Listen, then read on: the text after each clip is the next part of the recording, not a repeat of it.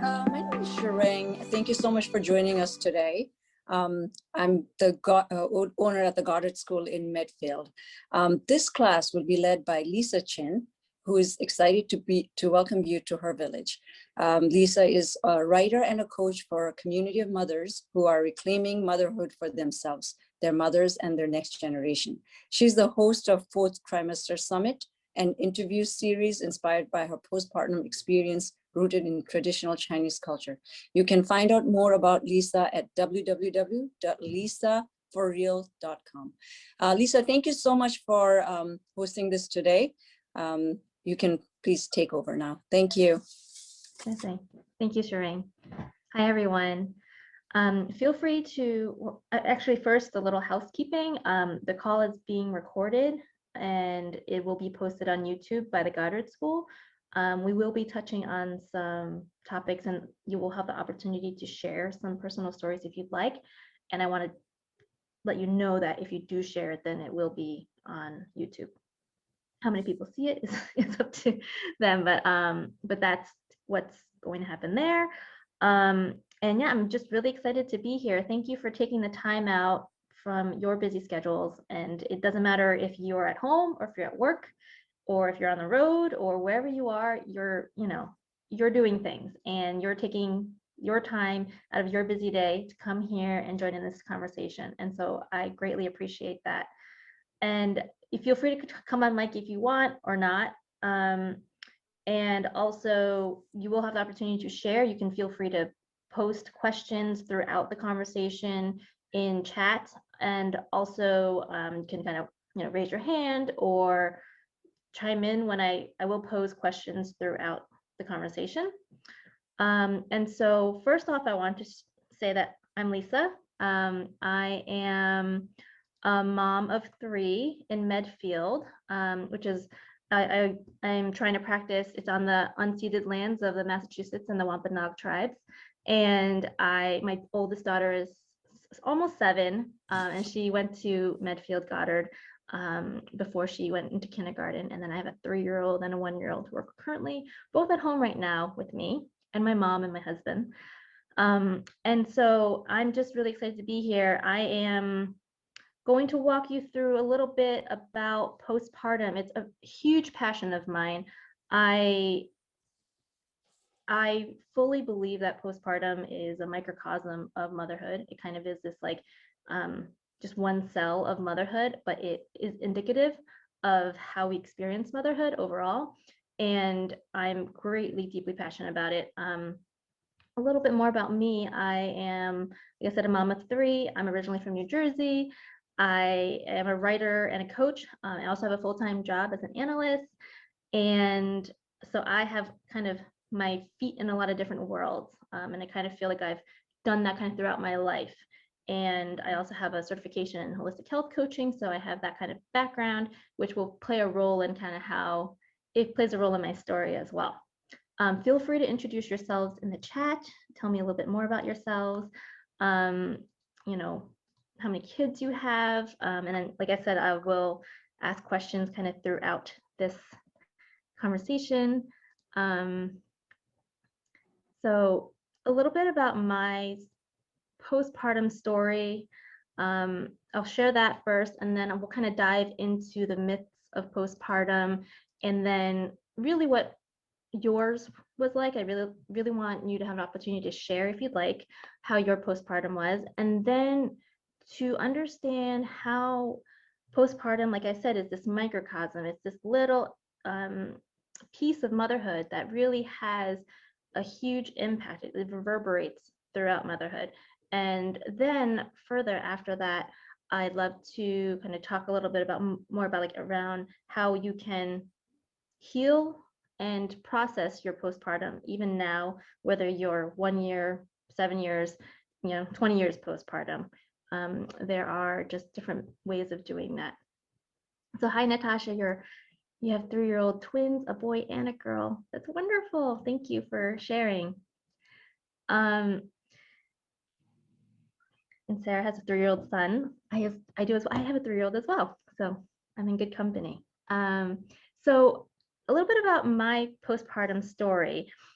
I found out, my birth was, very like, not textbook, but it was kind of all perfect in all sorts of ways. Like my pregnancy, rather, with my oldest daughter, we started trying, got pregnant, things were really smooth.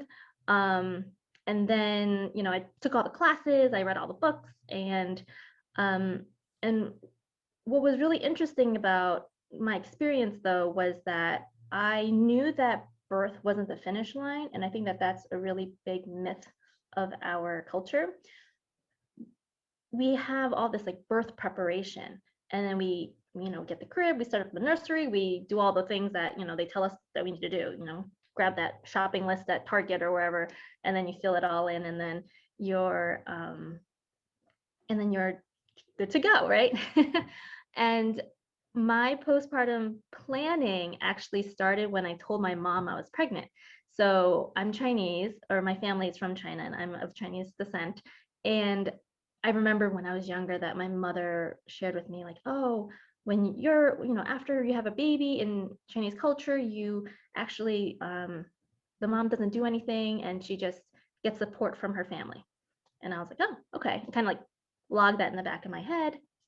And then when I was pregnant and I learned I was pregnant, I was like, oh, I need to tell my mom so that she can kind of plan to be with me for, it's like a month-long tradition. And the way that I told my mom I was pregnant, she was in New York at that time. I said, hey mom, like, what are you doing in May? And my daughter was, due in May. I said, you're gonna have to be with me for a month in May. And she's like, what do you mean? I'm like, oh, well, I'm pregnant. And that's kind of how I shared it with her. And then through pregnancy, I was doing research as to like kind of what are the postpartum practices. But being a first-time mom, I really didn't know. I just kind of jumped in and, I was just expecting things to kind of work out. But I had my daughter. 2 days later, I was in the hospital for the standard 2 days. And then 2 days later, my mom came up, and then literally I just, like, in Chinese tradition, that month where you postpartum, the first 30 days postpartum, it's called tuangut, which is to sit for the month, a sitting month, basically. So you're supposed to like lay down for a month and not do anything. And for most people in Western culture, that idea is completely foreign. In the States, what I've seen is that we don't have, those kinds of traditions and that kind of belief. Though I didn't fully know that at that point. For the first 30 days of motherhood, I just kind of chilled out. I had food. My mom like cooked. Laundry was done. My husband, took some time off and hung out with the baby too, and did some things around the house or the apartment. And then I slept. Like, if I wasn't sleeping, my mom would say, go and lay down and sleep. A big part of this idea of like sitting for the month is that this postpartum period is this little like indicator of the rest of your motherhood. And so in traditional Chinese culture, they think that the way that you handle your postpartum will be the way that like will impact how menopause is for you. Like, that's how my mom always shaped it for me. And so I thought, okay, well, I need to do all the things that my mom's telling me to do so that I can, because of the long-term impact. Some really interesting things about postpartum in practicing this like month of sitting is that you really are supposed to just lay down. You're not supposed to do anything. Like, you're not supposed to bathe, you're not supposed to shower, you're not supposed to carry anything heavier than the baby. You're not supposed to be lifting heavy things, you're not supposed to be hosting people. You actually just stay at home. It's like a little cocoon, and no one's really supposed to be visiting you for that first month. I'm trying to think of other things that I like didn't do. Basically, I didn't like with I did it with all 3 kids, and with the other kids, like I didn't drive or take my daughter to daycare in that first month. I didn't go outside, only for doctor's appointments. And feel free to share your responses if you want to in the chat, and then we can kind of go, I can certainly talk to them, and then you can always come in on mic as well. And I just kind of was blissfully in my cocoon, like I said. And my mom, after 30 days, she left. I actually asked her to come back for another week, so she came back for another week, and then after that she left. And I felt kind of very unprepared because she had been taking care of my daughter for that month. And while I saw everything that was happening, it still felt like so different to physically be doing everything and like and just kind of return to normal life with a baby. And when reality really hit me though was 12 weeks after birth, I returned back to work and my daughter was in daycare. And I remember just thinking, oh my gosh, this is the hardest thing ever. Like to go to work and like try to be like to think that everything is completely normal, and then at the same time you have like this other part of you that is in miles away. And it was just like the most bizarre thing. And I didn't and then but when I got to work, I started talking to parents, and I was actually at a relatively new job, so I didn't really have a lot of conversations and meet a lot of people until I returned, and then started kind of getting more into projects. And then I just started learning about other moms' experiences, and they're like, yeah, this, it's really, they kind of share what their postpartum was like. And then that's when I realized that what I actually experienced was an anomaly in our culture. And that it just made me think. It is such a, it was like I had this reality, and then like I was talking to these other people, and they were living like a completely different reality than me, and like their expectations of what postpartum was supposed to be like was very different than what I thought it was supposed to be like. And so I'd love to hear kind of for you all, and thank you for sharing, Nicole and Claire and Winnie and Lori as well, about how many children you have. And it seems like there's quite a couple of people who have some on the way, so congratulations. And some who are freshly postpartum. I'd love to hear kind of a little bit more about your postpartum experiences, and kind of what, thinking about the first or second or third time that you were postpartum. And Natasha, you have twins, so that must have been like a completely different experience, like one that I would never be able to understand. What it was like for you. Like, I think that we have a lot of cultural expectations for moms after birth, and there's a lot of different stories that kind of go around. But thinking about your postpartum period, like what were the things that you expected about motherhood that didn't really actually turn out to be true? So like for me, one of the first things was that I took a Bradley method class. It was just like a birthing class. But I remember the instructor said, okay, so birth is not like what it's like in the movies or in the TV shows. Like you will, it's a very like long drawn out process most of the time. And I remember then, like maybe a couple weeks later, I was watching Frasier, and Daphne, her water breaks in like the veterinarian shop or office, and then she's like, oh my gosh, I need to go to the hospital. And then I just started screaming at the TV, this isn't true. And this isn't like, what is going on here? Why are all these TV shows making birth seem like this really, really scary thing?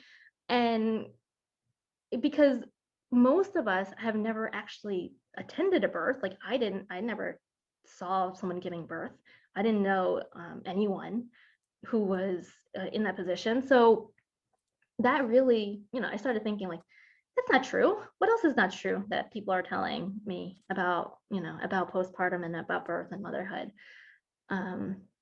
And some of the other things, and like I said, feel free to chime in, and you don't have to, or put it in the chat. Thinking about your postpartum time, like what were the things that you expected that really didn't turn out to be true? So some people may expect birth to be really fast. I also think that one of the other things that they tell us about postpartum is that, you just bounce right back. Like people like Princess Kate emerges from, the castle with like, she doesn't look like she's ever, been pregnant.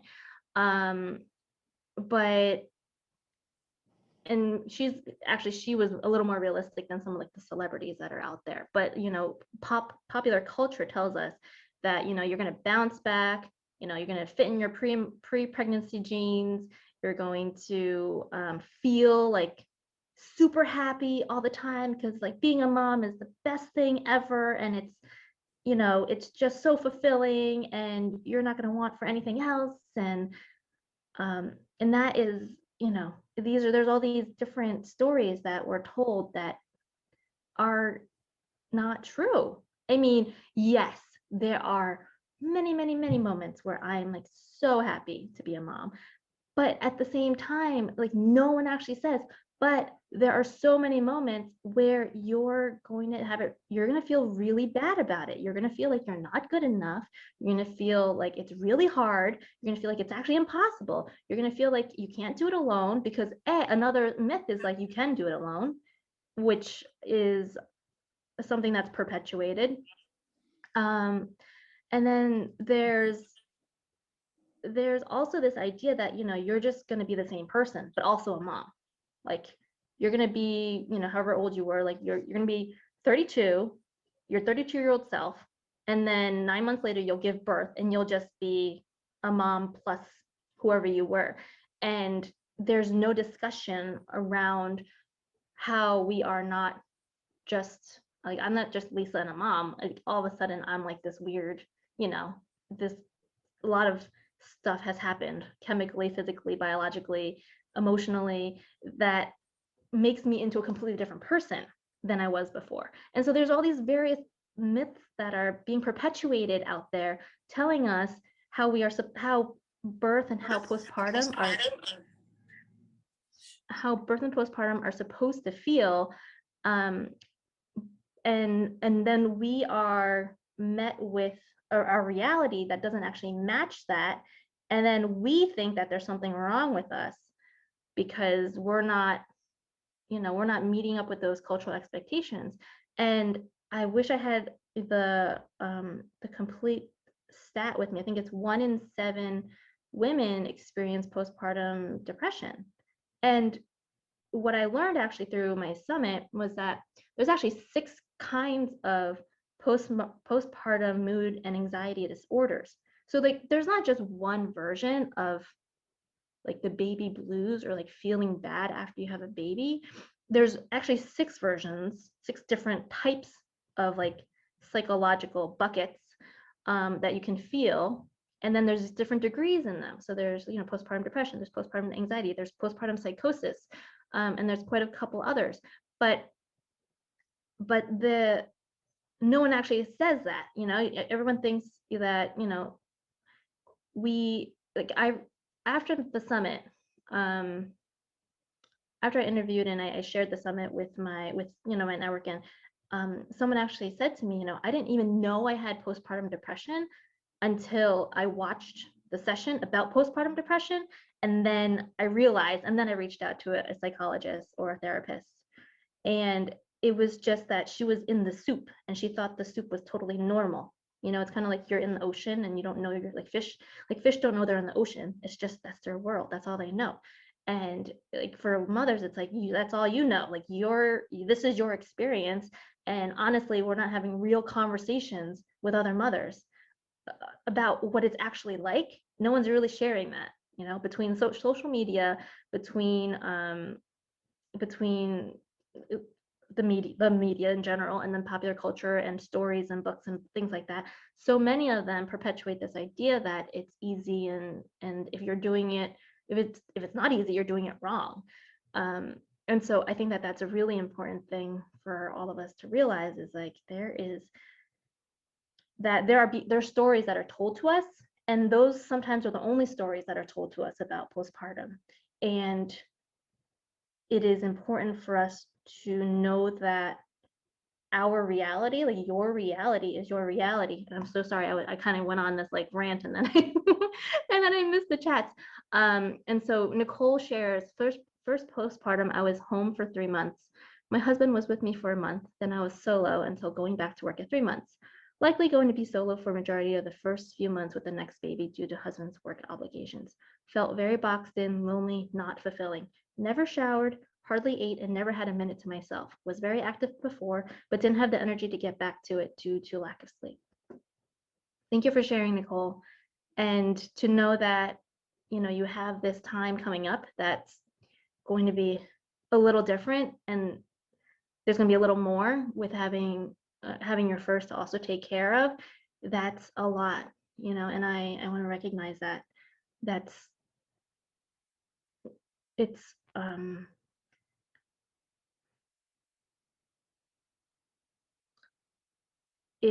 I think it's typical. You know, I think if you talk to your other mom friends and you actually shared this blurb, like they would probably be like, yeah, that I think that's kind of how it went for me too. I'm not saying to dismiss what you shared, because I think it's actually but what I'm saying is actually just it's typical. It's typical. It's very normal in our culture. WP said first postpartum was fine, physically bounced mostly back. Second postpartum is not bouncing back so well. Parts seem permanently broken, stretched. Dang it. And yeah, and physically, right? The whole, like, we don't talk about like mom bods. It's a very different experience being like, after my first, I bounced back. I was younger. And then my second, I gained a ton of weight. I'm only 5 foot, so I gained a ton of weight. And then I didn't bounce back so much, but then I became pregnant with the third fairly soon after. And then now I'm, you know, a year and a half, and it's, yeah, it is, your body's different, and like, and yeah, and I'm totally going to get into that in the next segments. Sarah Annabelle had a traumatic birth, almost died. The first few weeks were more true recovery. We didn't have any support. My husband was able to take 3 weeks given the circumstances of birth. Then I was on my own. My mother-in-law came up when my son was 6 weeks to stay for a long weekend, but no one else came over to cook, clean, etc. I was so lonely, felt very weak, exhausted. My milk never came in due to what happened at birth, so I had a lot of guilt around not being able to breastfeed. I'd always been worried about my son being okay during the birth. I never even considered that my life could be at risk. It was eye-opening. Ended up with postpartum depression for the first year. Physically, I never bounced back. To echo WP, all stretched and broken too. Smiley face. Wow, Sarah, thank you for sharing. I am so sorry that you had such a traumatic experience and then you weren't given the support that you could have had in other circumstances. So I'm so sorry about that.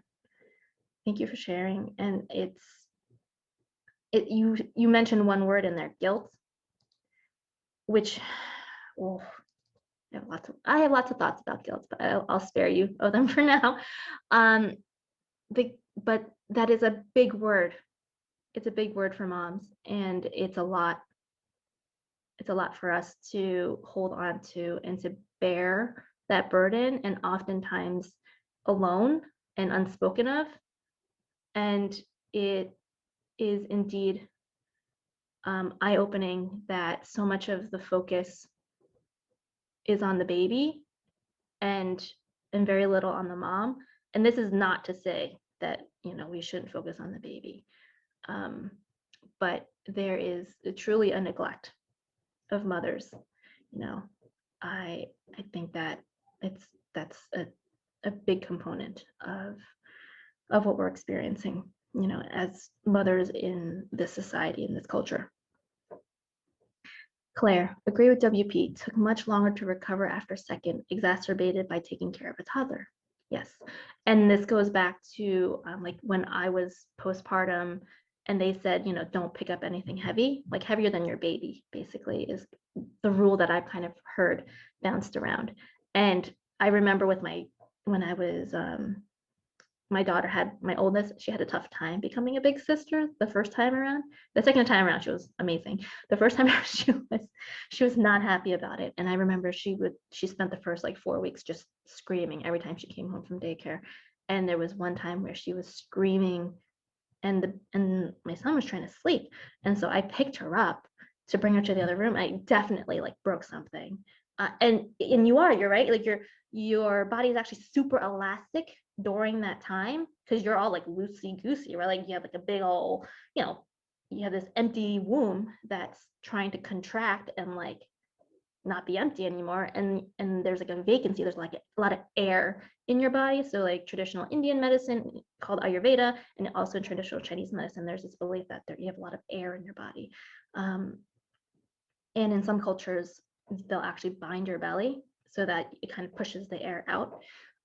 But with a lot of air, you're like trying to grab a toddler, and like your body's moving in all sorts of ways that you're kind of like those little balloon guys at like the car wash or whatever, and they're like this. I always crack up when I think about those things. But like that is like literally what I was trying to do. Your core is like completely gone and you're so loose, and you're trying to hold on to a toddler. And so yeah, it definitely exacerbates that issue. Thank you all for sharing your experiences. And sometimes it's easier not to think about it, right? Because it can kind of bring up these unresolved feelings that kind of bubble up because you've never really fully had a chance to like get through that. So you're kind of in this cycle of like, okay, I'm bringing it up, it's bubbling, and then I got to push it back down because I got all this other stuff to do.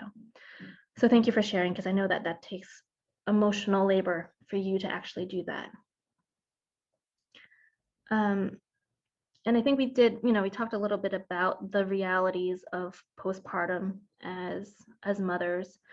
And feel free to continue to share. And Natasha, you wrote, the first 3 months were so mechanical. Breastfed them both with formula supplements, and the whole experience felt very technical. We were on a strict schedule that we never varied from. I think it was the first choice at the time. It was the right choice at the time, but I still remember that over the tenderness. It was just about survival. And Natasha, you have twins, so yes, like that is, oh my gosh, it's so, I can't even imagine. I just cannot. The idea of all of a sudden, like to me, like I kind of shared it in the description of the class, like birth is like the largest natural change that your body can go through. Like 1 second you're not the baby is in you, the other second the baby is out. You've lost liquids, you've lost like a human from inside your body. In a few minutes you lose a placenta. I mean, and there's this humongous change. And then chemically, like I don't even know all the specifics around it, but chemically you're a totally different person. Like I'm sure all your cells like go through some sort of transformation when you become a mom. And then you have these humans in Natasha too to take care of, where you had to keep them alive. I mean, like you said, it was survival. Like I remember, like just if I was like, at the end of the day, if I felt like I did a bad job, I'm like, at least the baby is alive. Like it really is, like the bar is set so low sometimes, where you're just like trying to get through it. And I have a friend who she wasn't able to breastfeed, and she had the pump. She exclusively pumped. And I know quite a few actually who have quite a few moms, and they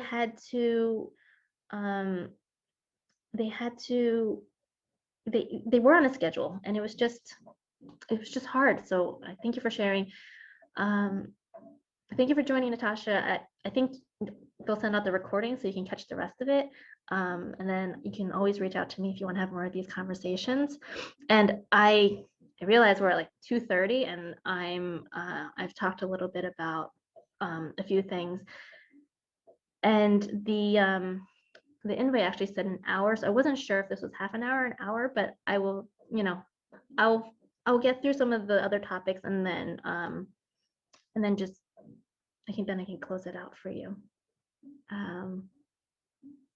Lori, oh, thank you for joining, Lori. I hope your son is excited to see you, so it makes it worth it to pick him up.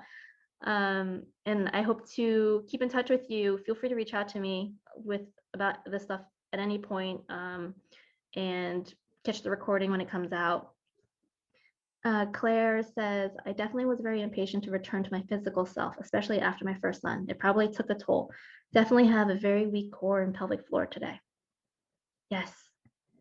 So I wanted to kind of talk a little bit about the things that, are out there about motherhood. And to me, it's the pillars of our culture, the values of our culture that are very not in line with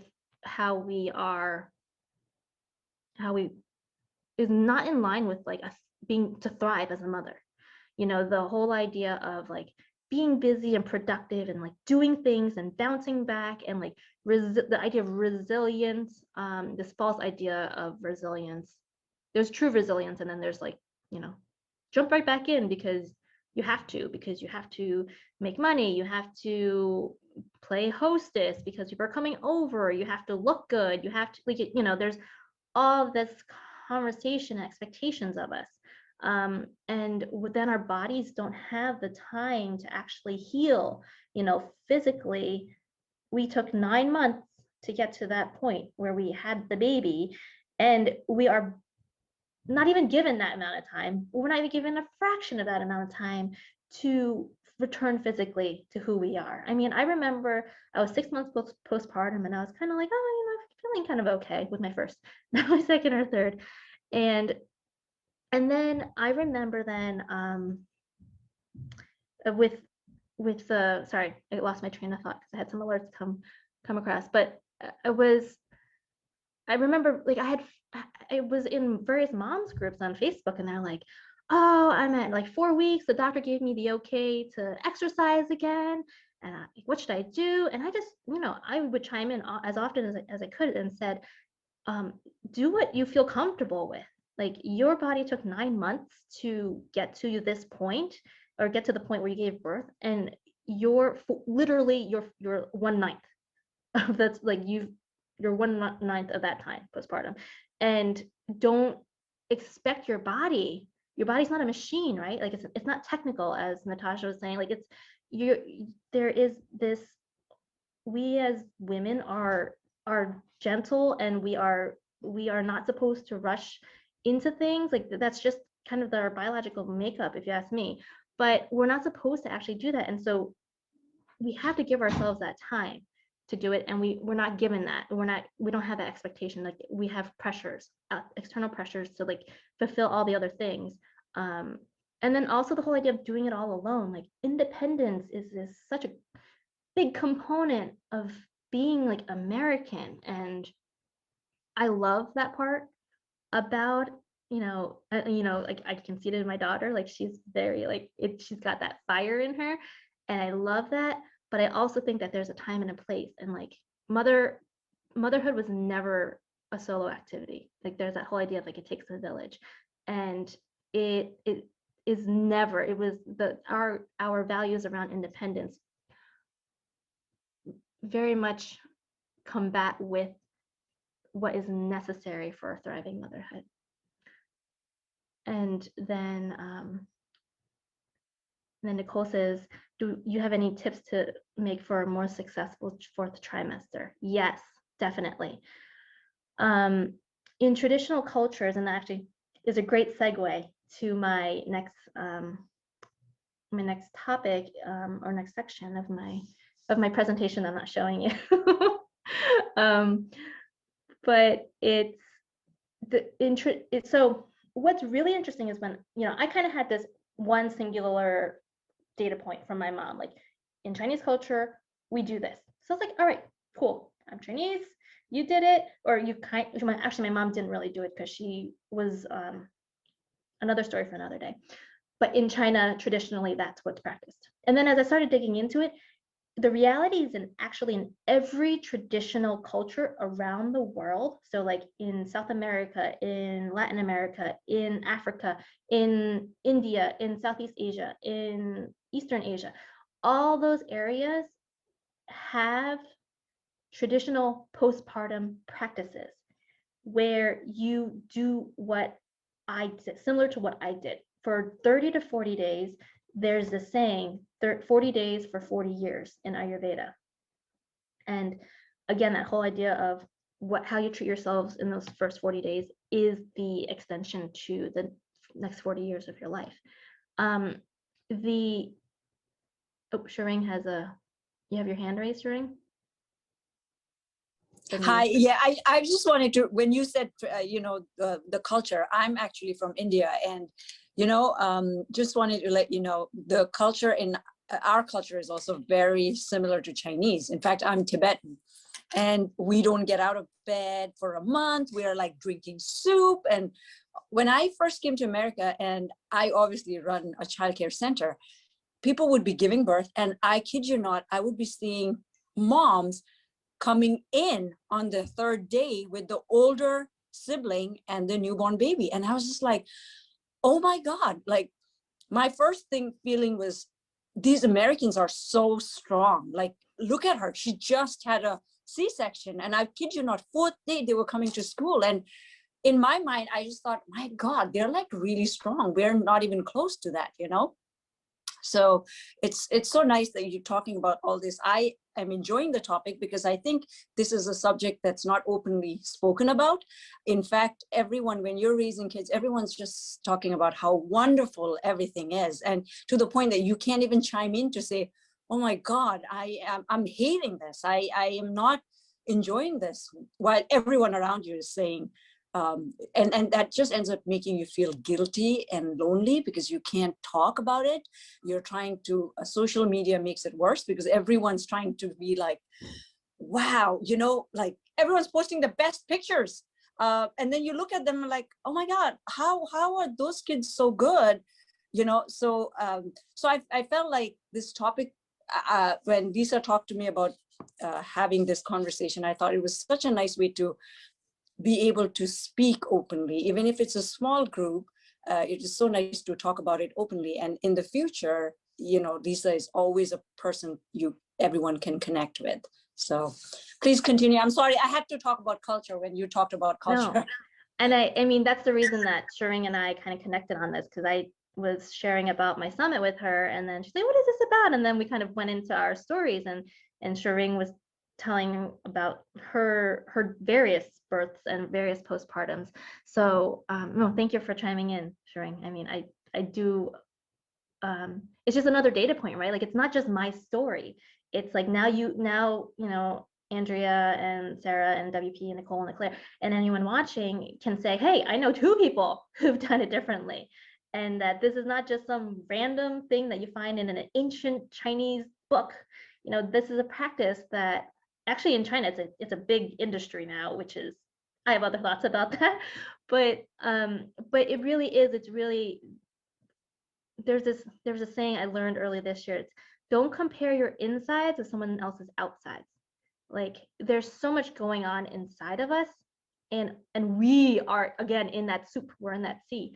And then you look outside and you're like, oh, that person would never yell at their child, and they would never, whatever it may be, and they would never like make like fish sticks for dinner or whatever, whatever myth that we're telling ourselves, like all these stories that we tell ourselves. And it's so important to say, like, no, they are human. They must get frustrated. Like, it's just, even the person who puts on like the best face, and I think about so many moms that I know who put on the best face all the time, and for better, like, for for whatever reason that they may, that's what they do. And it's hard because it's cognitive dissonance, right? Like, all I see is that person being like perfect, basically. And I have to, in my mind, rationally tell myself that they are more like me than not. And so that's really hard for us. And Shireen, you have your hand up again. I think you're responding to Claire. Oh no, you're good. Oh, okay. I don't know if, I can lower your hand. And then Claire said, in China and India, is there still an expectation to return to work 3 to 4 months after birth? So I can't speak to China. I don't know, Shireen, if you can speak to India or your background. I actually don't know much about India as well. It's not the best, but technically there's a lot of support from families. The mother-in-laws will come, mother will come. Like my mother came from India to take care of my baby and me, all the way from India. You know, during the gap when my mother-in-law couldn't make it, my mom came over. So I think it's not so much about work, but I think there is a ton of family support that you are able to sit on the bed, not cook, not do laundry, but really get pampered for a month. And to the point Lisa is right about, my mom said the same thing, that how you take care of yourself right after birth is going to affect you years from now.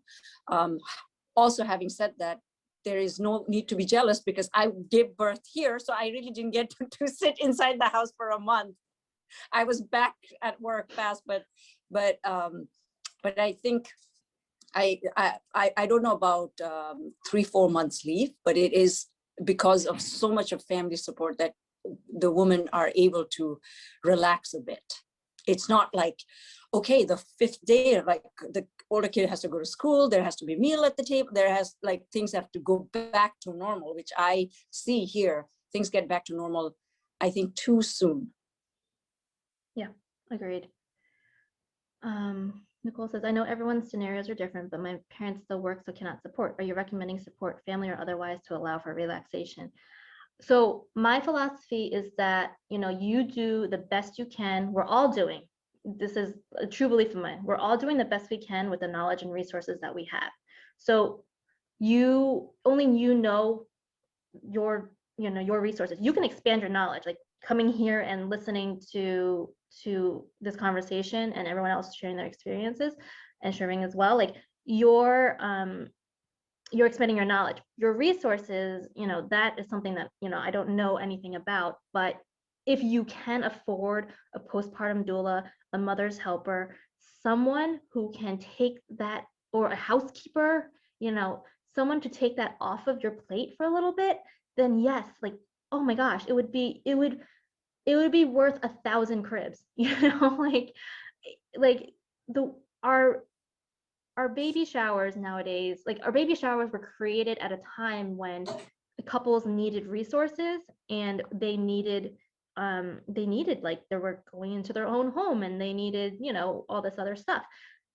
But now we have secondhand everything that you can get. We have just, everyone has everything, and mothers pass things around. So like in terms of the stuff, like we're so obsessed with the stuff, like making everything pretty and picture perfect and like getting all the things that our baby needs. And we completely forget. I mean, and there's things that are essential, right? Like you gotta keep them clean, you gotta feed them, you gotta, and so obviously there are certain things that are priorities. But then after that, like they don't need another baby's book. They don't need, like if you're creating some sort of a registry or something like that, like have people donate towards a doula fund, have them donate towards a housekeeper, have them give you restaurant gift cards. There are ways that you can gather resources, and if people aren't local, then you can ask them, like, oh, not ask them, but like you can say, hey, here's my registry, and this instead of, I have no shame about this, like instead of all these things, this is what I actually need. And this is, it's a reclamation of motherhood. It's saying, hey, this is what I actually need as a mom. This is not, oh, everyone's telling me I need this, so I want you to get it for me. This is, I need support, and this is, and this is how I'm going to make it happen. Like, you can sell some things, you can, whatever it may be, but it really is, if you don't figure out the resources you have and work with them. And I'm happy to talk through it, if it'd be helpful at all. There are, in Massachusetts, there's so many postpartum doulas who come, and they'll do anything, really, not anything, but talk to each one. each doula, postpartum doula, but some of them will cook for you. Some do meal services. Some will do belly binding, and a big thing of a traditional cultures is it's very ritual based. So like they'll actually help you like emotionally and like psychologically like integrate the experience of being a mom. And like for me, like I didn't bathe for 25 to 30 days, depending on my postpartum. And then afterwards, my mom like drew me a ginger bath and basically like steeped a ton of ginger and like made a hot bath for me. And then I bathed myself for the first time in this. And like it wasn't like, you know, there were no candles or anything like that, but it was this like really like cleansing experience where I was just kind of like again able to sit and like integrate all of this. And honestly, I think it requires a community of women, you know, to do that, to support you in that. Because I think about my husband, and he would just be like knocking at the door, like, "Are you done yet? Here's a towel for you." um, but yeah, if you can gather resources, you know, if your friend is like, "Oh, can I make can I make a meal for you when your baby is born?" Say yes every single time. Say yes. Like with my third, I was in Medfield and I had some relatively new friends, and I have all the help in the world. Like my mom is here, my husband was home for a little bit, my mother-in-law was here. I mean, I was not without, but if someone asked me if they could give me a meal, I said yes. And I'm also picky about food, but I'm like, this is not about, it's not about my like standards of like, oh, I want to eat, you know, this and this and this, or like my kids aren't going to eat that, I should request a certain thing. Like it wasn't about that. It's about community, and it's about building your village. and and community is not just that you as a person give, is that you as a person you have to receive in order for a bond to be created. And it's really important that as mothers, if we are searching for community, that we're doing both. We're not just saying, hey, I want to, like, you're a new mom, I want to give you a meal, or oh, I have all this baby stuff I want to give to you, or I have or like, can I pick up something for you at the grocery store? Like as moms, like we're conditioned as women in the society, we're conditioned to say, hey, I want to do this and this and this and this for you. And at no time has anyone ever said you should be receiving. If someone offers something to you, like don't be nice and say, oh no, that's great, thank you, I'm all set. Say yes, and just take it in, and understand that it's bigger than just the meal that you're receiving. It's this connection that you're creating with someone, and that connection that will last for the next 40 years, let's just say. So yeah, that's my thought on support. And let me know if you have more thoughts or questions about that. WP says, in Hong Kong, there's support from nearby family and easily hired cheap help, but no paid leave and no paternal leave.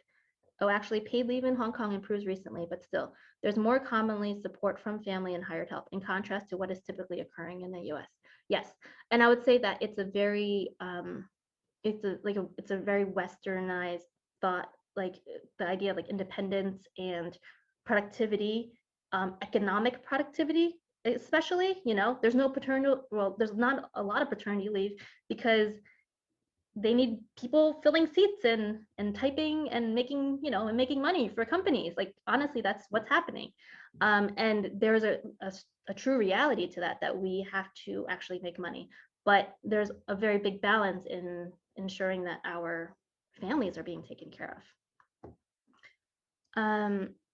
And so a little bit more about the, you know, who was it that asked me, Nicole, about more for successful fourth trimester? I am totally going to wrap up in the next 10 minutes, and I'm so sorry it's gone over.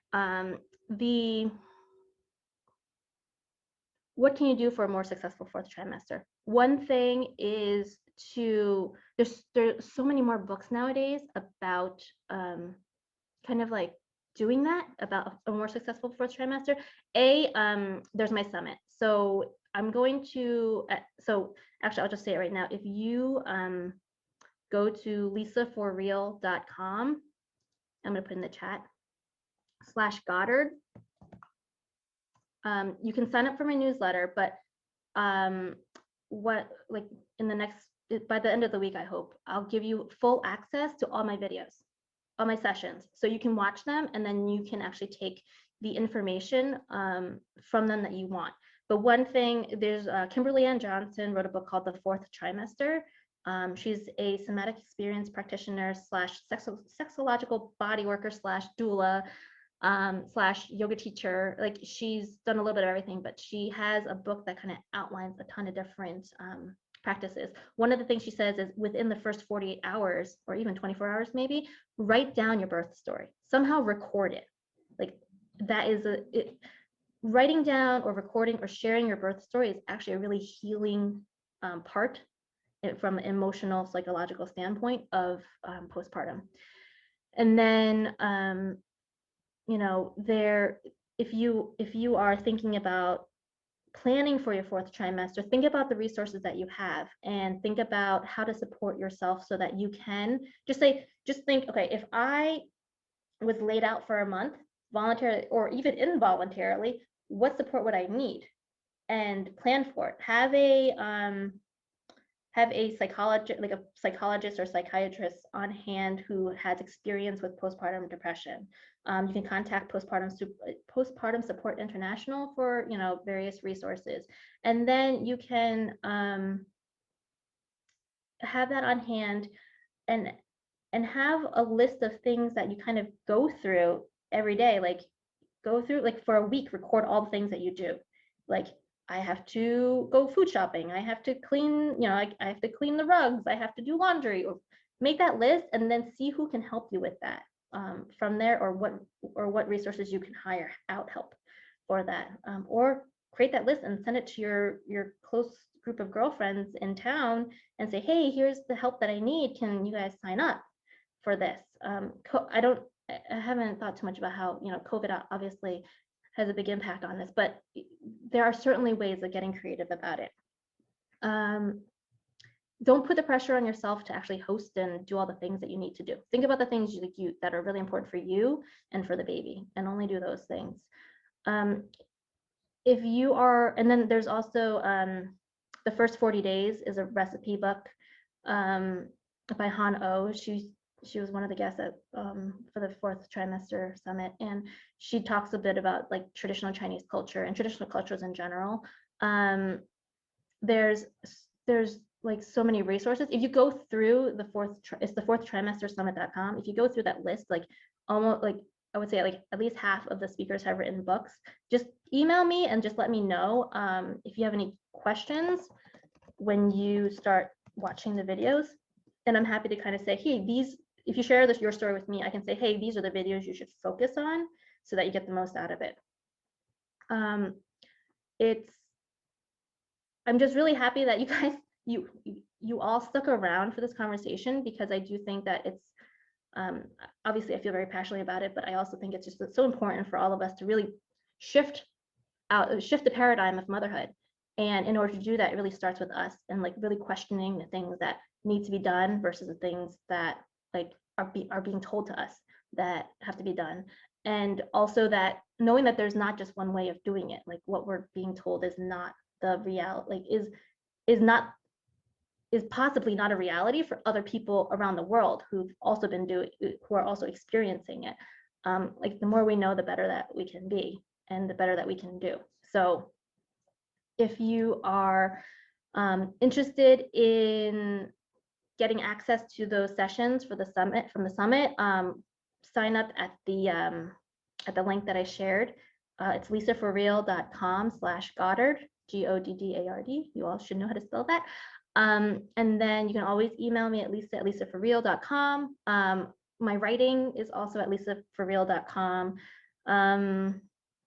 And if you have any questions, yeah, you can feel free to reach out to me. I just so appreciate all the time that you spent today to listen and to share and to listen to my rants sometimes. I get on a high horse and then I just kind of go off.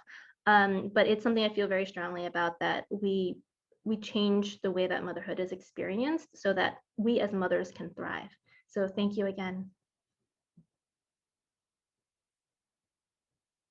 And Turing, I didn't know if you wanted to close out with any words. Oh, hold on, you're muted. Lisa, thank you so much for your time today, and to all those who were able to join us. Again, if you guys enjoyed Lisa's chat today, Lisa will be hosting another one sometime in July. Now that you know her, we'll pick a topic that would interest everyone. And I hope this was an interesting conversation to have today. I hope it helps all the women out there, you know, who's struggling and who's going through it like you're the only one, but you're not really the only one. So keep doing. You're all good mothers, right, Lisa? We're all good mothers. Absolutely. All right. Thank you so much for joining us, you guys. Take care. Bye.